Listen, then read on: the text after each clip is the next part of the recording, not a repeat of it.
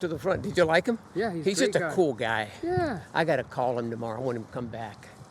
I Yeah, guess he's he a went up good to the guy. front and kind of recommitted his life to God. Yeah, it was cool. I'm so happy about that. Yeah. I'm so happy about that. Can you tell us that story? Yeah, we were going on a hike up this hill straight ahead here to the towers. And there's always parasailers up there almost every day flying around. And last week we went walking over, doing a long hike, and we saw a couple parasailers wrapping up their parachute. And there's a van beside them that said, "Let us teach you." And we looked at each other and said, "Why don't we just do it?" So we walked over and said, "Hey, could you do it right now?" He said, "Sure, happy to." Come to find out, he is the #1 parasailer in not only in the state, he's recognized around the world. So crazy. He has done it for 25 years, thousands of jumps off mountains and hills. And so he took us up. We strapped in, took off, flew off high the up mountain. were you? Well, the top of that, I don't know how high that is, but it was a lot of fun. And then you can't see it from there maybe, but we had a great conversation. You're in a lot of talk climbing up to the top of the mountain so you can jump off. Yeah. And he asked what we did. We're pastors and got a great church. And at the end, he said, we used to go to church, but we just got, I don't know what we did get. We just don't go anymore. But Yeah. I just felt like this is a God thing. In fact, I don't want you to pay me for this. Wow. I said, no, I'm a giver. I'm paying you. He says, no, I want to comp you, and I want to come to your church. That's cool. I'm coming this weekend with my wife. So he did. And I'm really proud of him.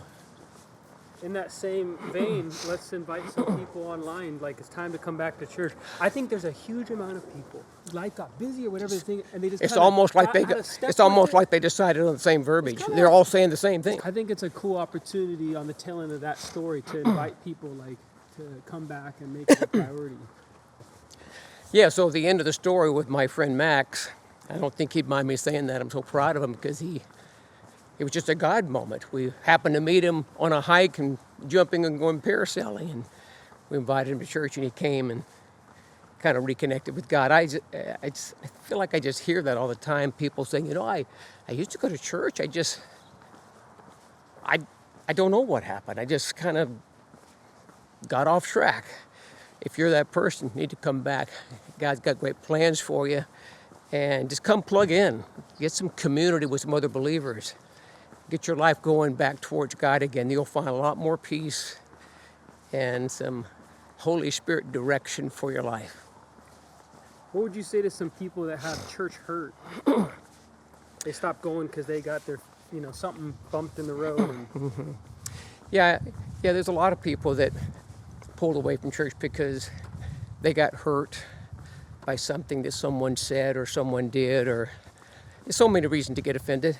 What I say is, I'd be really bold and say, please get over it, because we don't ever want to let what someone said or did hinder us from the best life we can have.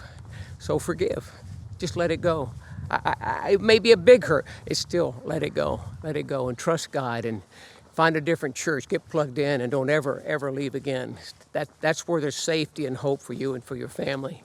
Get over the offense. yeah, your destiny in God and your community with other believers is far too important. Yeah, your destiny in God, Yeah. for you and your family, is so much larger in scope than stumbling over something that someone said. So I plead with you, God's doing something great. A lot of people are coming back to church. It's a cool thing, and that could be you. Come back, you'll love it. I love that.